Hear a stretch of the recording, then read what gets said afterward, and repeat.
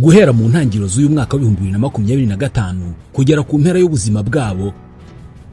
Bamwe mu banyamerika bahoranye inzu n'undi mutungo mu bice bitandukanye bya Los Angeles muri leta ya California muri leta zunze ubumwe za Amerika bazajya babara inkuru y'uburyo umwaka wa 2025 watangiye nabi cyane kuri bo, kubera ko watangiranye n'inkongi y'umuriro yatwitse ibyabo byose.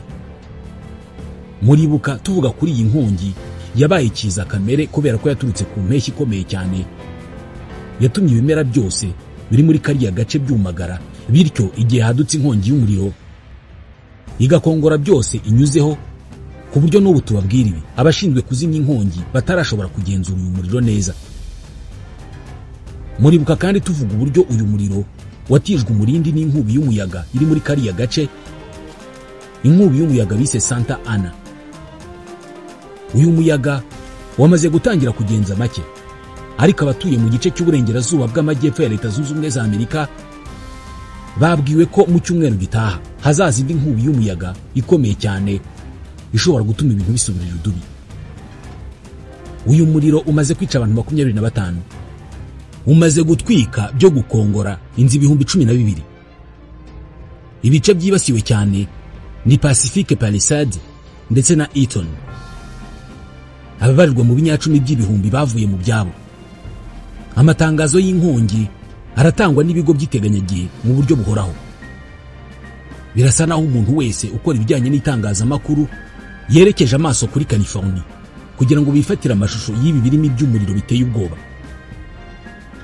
Aba barakusanya amashusho y'iyi nkongi ari nako bakusanya amakuru ku cyayiteye. Ikizwi ni izuba ryumishije ibimera, none inkongi nto yahereye muri Pacific Palisades igakwirakwizwa n'umuyaga. Ariko abajya kure mu kwizera, haba muri politike ndetse no mu iyobokamana, bo bamaze iminsi bakwiza inkuru zirimo ko inkongi ikomeye ku rwego iriho, ngo kubera ko ari ugusohora k'ubuhanuzi kubera amabi akorerwa muri uriya mujyi. Abandi bagaragaza ko ari ibyanditswe bisohoye.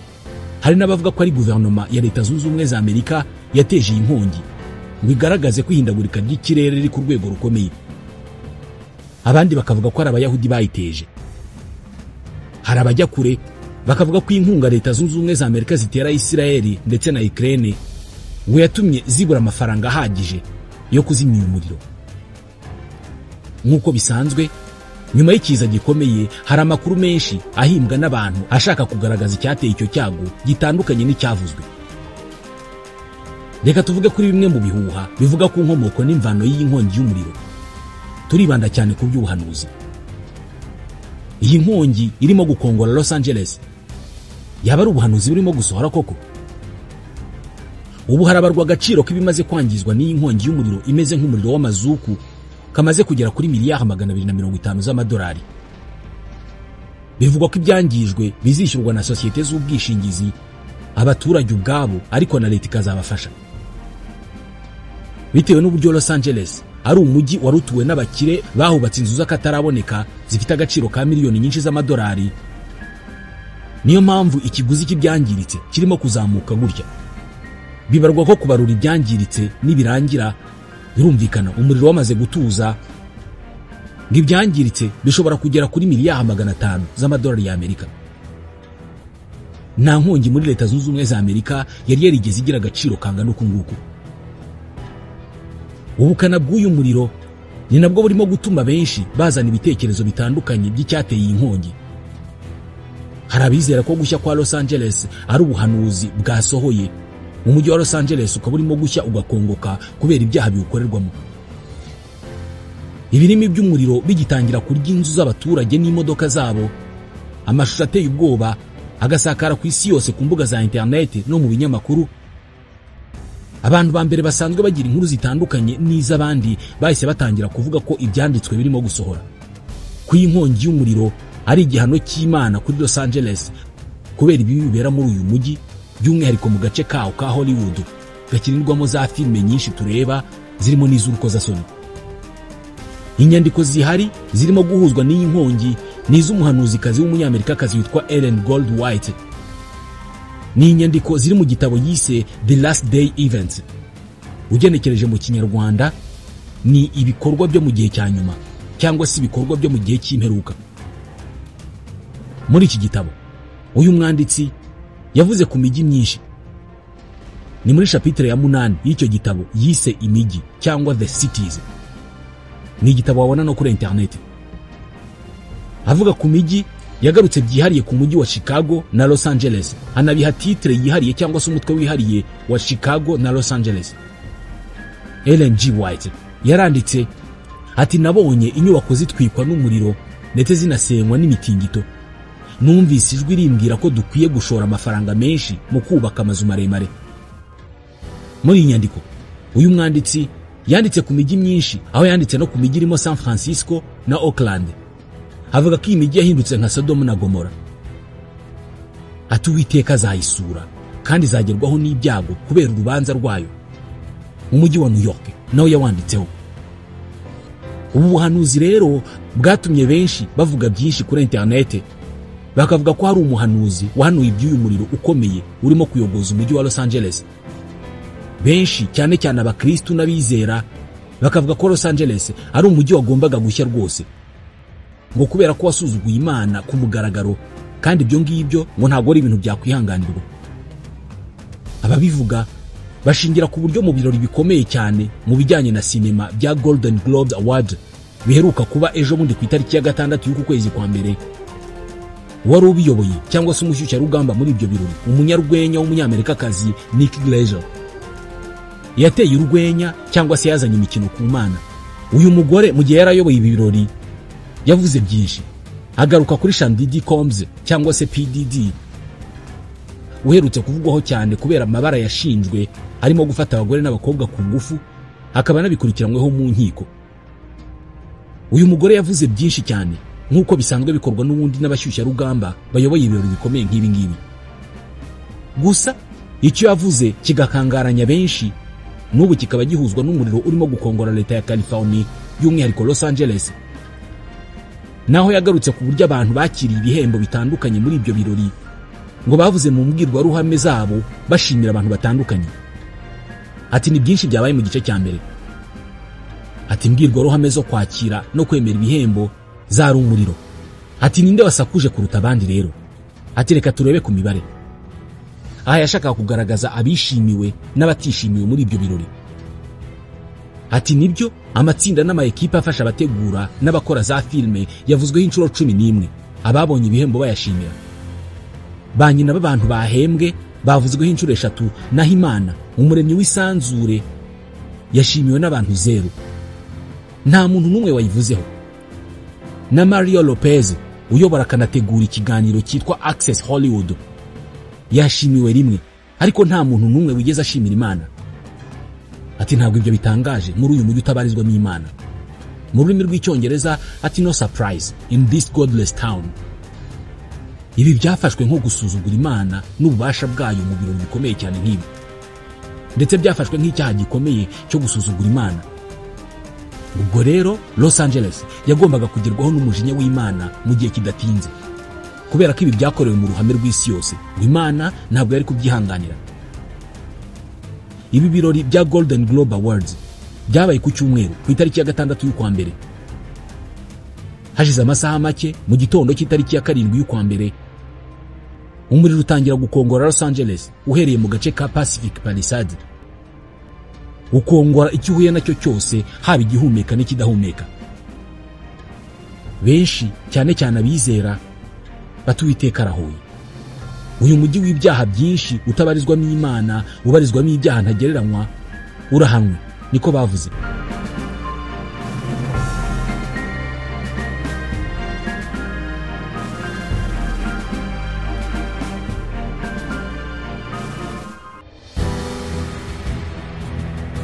Abahuza gushya kwa Los Angeles n'igihano cy'Imana mu muriro ukongora banabishingira ku mashusho yakwirakwijwe ku mbuga nkoranyambaga agaragaza inzu imwe ihagaze mu muyonga n'umusaka w'izindi nzu zose zamaze gushya zigakongoka, ariko yo isigara ihagaze n'ibiti biyikikije ntibyagira icyo biba.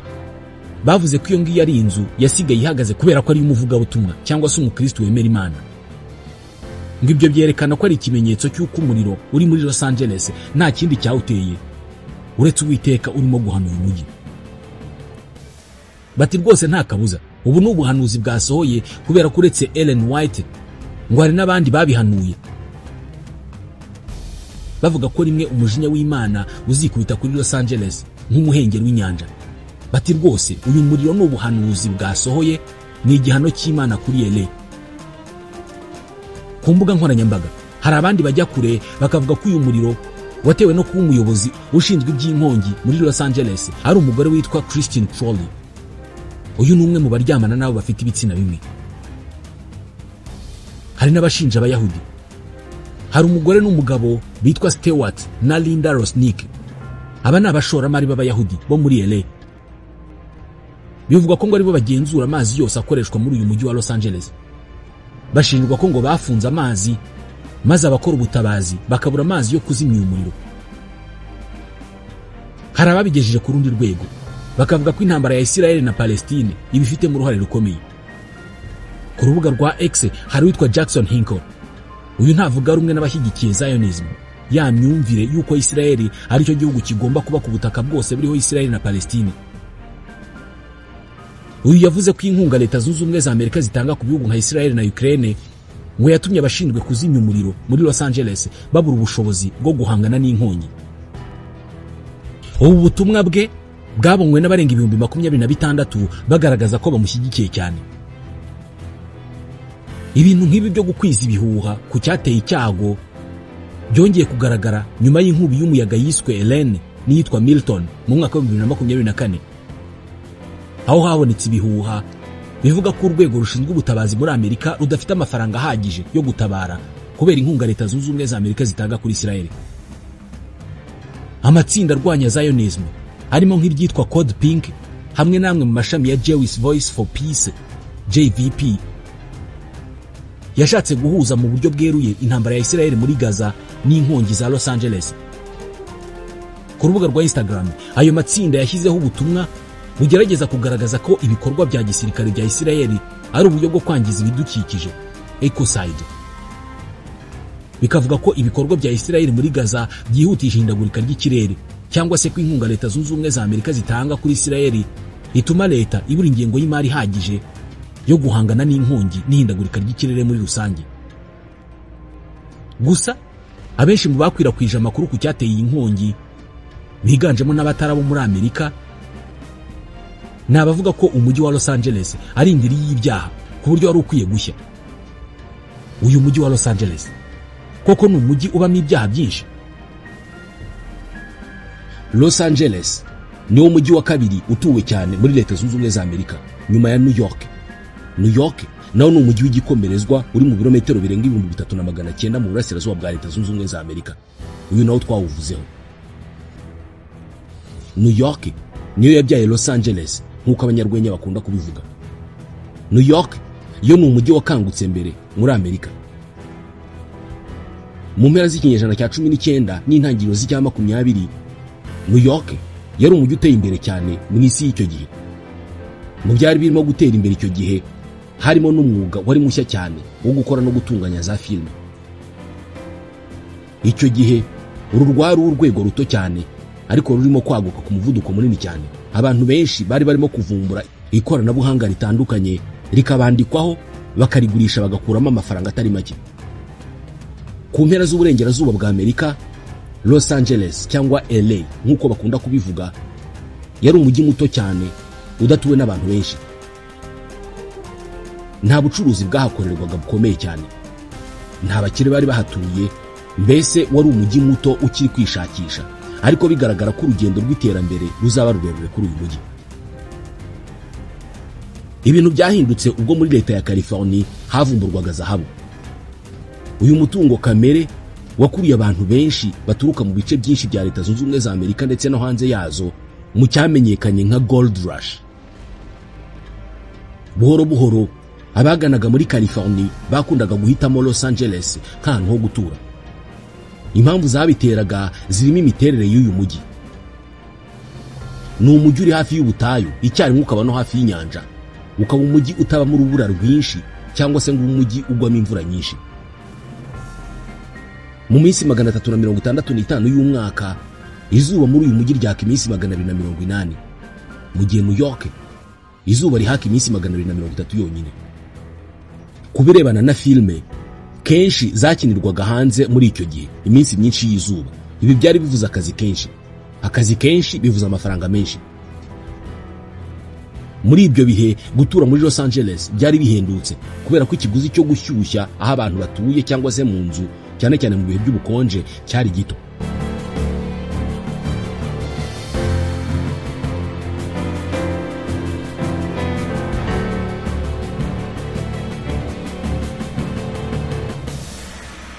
Mu gihe uyu mujyi wa LA warimo gufata isura, New York ubuzima bwo bwari bwarafashe umurongo, harimo kuba impinduka zidasanzwe.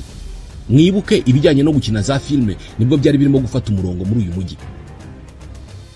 Mu bantu b'imena bagize uruhare rukomeye cyane muri uru rugendo harimo Thomas Edison. Uyu ni umuhanga akaba umuvumbuzi wagize uruhare rukomeye cyane mu kuvumbura amashanyarazi, by'umwihariko iyi ampule ducana mu nzu. Uyu ikoranabuhanga rya filme, izi sinema tureba, nawe yarigizemo uruhare rukomeye cyane. Ikibazo ariko cyari uko ibi byabangamiraga ibindi bigo bikora bikanategura filme. Ibi bigo byasohoraga filme irimo ikoranabuhanga rya Thomas Edison, yabijyanaga mu manza, ibyo bigo bigacibwa amafaranga menshi. Rimwe na rimwe ibi bigo bigakorera mu gihombo. Yari yaravumbuye ikoranabuhanga rirebana n'urumuri ryifashishwaga mu bya filme. Byageze ku rwego ubu buryo bwo kubona amafaranga aturutse mu bantu bakoresheje ikoranabuhanga rye bitangiye kwinjiriza Edison amafaranga menshi cyane. Ibyo gutegura za filme abivamo. Imbaraga ze zose azishyira mu guhiga bakoresheje ikoranabuhanga rye, akabajyana mu nkiko bakamwishyura. Ku bindi bigo byahoraga mu manza, igihe cyarageze birarambirwa, bitangira kwiga uburyo byakwimura ibikorwa byabyo bigahunga bikajya kure ya Edison. Uretse Edison, abategura izi filme bari baranze uburyo umujyi wa New York wamaraga igihe kinini mu bukonje. Urubura rukaba rwinshi cyane ku buryo gukina filme byatangiye kuba umwuga ugoye cyane mu gihe cy'ubukonje, ugakorwa mu gihe gito aho kuba mu gihe kirekire. Ibi byose byatumye abari bafite ibyo bigo bitunganya za filme bashaka ahandi hantu ho kujya gukorera.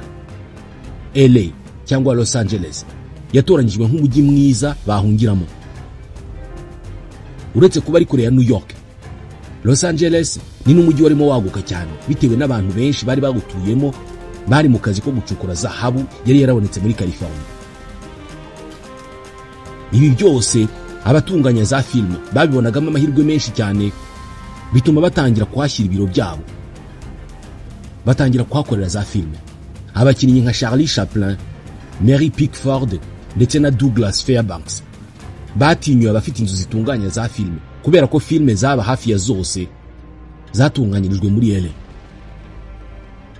Mu 1929 muri uyu mujyi hatangiye gutangirwa ibihembo byamenyekanye nka Oscar bihabwa abakinnyi ba filme bitwaye neza kurusha abandi n'abandi bose bagize uruhare mu bya filme.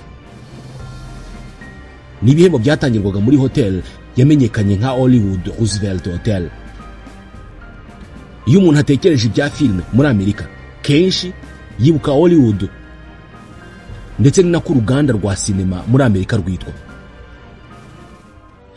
Hollywood yavutse ari icyapa kinini cyashyizwe mu musozi hagati ahirengeye kugira ngo buri wese uturutse kure ajya kibona niyo waba uri mu kirere. Impamvu yari uko iki cyapa cyamamazaga umushinga wo kubaka inzu zo guturamo wari uteganijwe muri ibyo bihe. Bwa mbere iki cyapa cyitwaga Hollywoodland. Ubwo hari mu 1923. Mu 1949 Land yaje gukurwa kuri rya zina hasigara Hollywood nk'uko tuyizi uyu munsi. Ibi kimenyetso cy'ubuhangange bwa Amerika mu gukora za filme zigakundwa ku isi yose. Aka gace kari mu mujyi wa Los Angeles kashinzwe mu 1887, gashinzwe n'umugabo witwa A.J. Whitley. Uyu mugabo yari akeneye ahantu ho kubaka inzu yo kuruhukiramo, za nzu zidaturwamo igihe cyose ahubwo zigaturwamo by'igihe gito mu biruhuko. Ageze Hollywood yarahakunze cyane kubera ko icyo gihe nta bantu benshi bari bahari, bituma afata icyemezo cyo kuhubaka. Whitley yaje kugisha inama uwitwaga Daida Wilcox, umugore w'umuturanyi we yari yaraganirije ku mushinga we. Uyu mugore niwe wamusabye kuhita Hollywood, abikuye ku izina ry'agace k'iwabo muri leta ya Ohio kitwa Woodland. Uyu munsi hejuru ya 70% bya filime zakinwe muri Leta Zunze Ubumwe za Amerika mu 2023 zatunganyirijwe aha ngaha. Gutunganya izi filime ubwo harimo no kuzandika, kuziyobora n'ibindi bitandukanye bigendana nazo. Muri rusange uyu mujyi wa Los Angeles ubwawo utanga akazi ku bagera kuri 27% by'abakora mu rwego rwo gutegura filime muri Leta Zunze Ubumwe za Amerika. Indi mijyi ikurikira ikiharira 2%. Mu 2016 agace ka Los Angeles wagereranya n'akarere kari mu uyu mujyi wa Los Angeles cyangwa Los Angeles region kinjije miliyari 158 na miliyoni 300 z'amadolari aturutse mu bikorwa bifite aho bihuriye no gukina ndetse no gutunganya no gutegura za filime. Muri aka gace ubwaho 17% by'imirimo yose iri muri uru rwego, bigatanga akazi ku barenga 640. Abangaba bagize 46% by'abakora muri uru rwego muri Leta Zunze Ubumwe za Amerika. Gusa muri abo bakozi bose harimo n'abakora umwuga wo gukina filime z'urukozasoni, pornography. Ku mpuzandengo Amerika yihariye 60% by'izi filime zikinwa ku isi. Los Angeles yihariye igice kinini cy'izi filime kubera ko Leta ya California ubwayo yihariye 66% bya filime z'urukozasoni zitunganyirizwa muri Amerika. Iyi niyo mpamvu benshi bavuga ko Los Angeles ari nka ya nkota ya mugi abiri. Idushimisha turi benshi kubera ko iduha filime ziryohera amaso, ariko nanone uyu mujyi ni umutima wa filime zoretse benshi ku isi.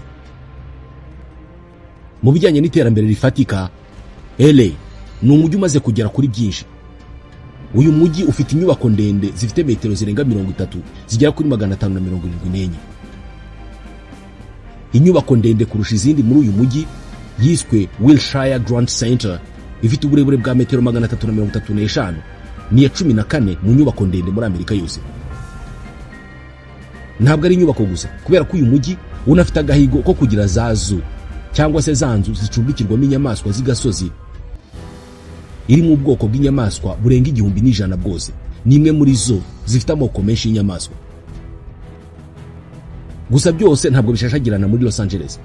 Ku ruhande rumwe uduce nka San Fernando Valley, Hollywood Hills, Beverly Hills ndetse n'imisozi ya Santa Monica hashobora kuboneka abakire bo ku rwego rwo hejuru batuye mu nyubako zifite agaciro karenga miliyoni 100 z'amadolari. Gusa hakurya hari uduce dukeneye cyane cyane udutuyemo abirabura. Ubu buzima bushashagirana bwa Los Angeles babubona nk'uko natwe tubona muri za filime n'ahandi. Muri utu duce abantu barenga 46,000 basa n'abatagiraho gukinga umusaya, bibera mu mihanda, n'aba homeless, kandi bakomeza kwiyongera buri mwaka. Byemezwa ko abatageraho kuba muri utu duce umubare wabo uzamukaho 10% buri mwaka. Kimwe mu bitera iki kibazo harimo n'ibiciro biri hejuru cyane by'inzu zo guturamo muri aka gace.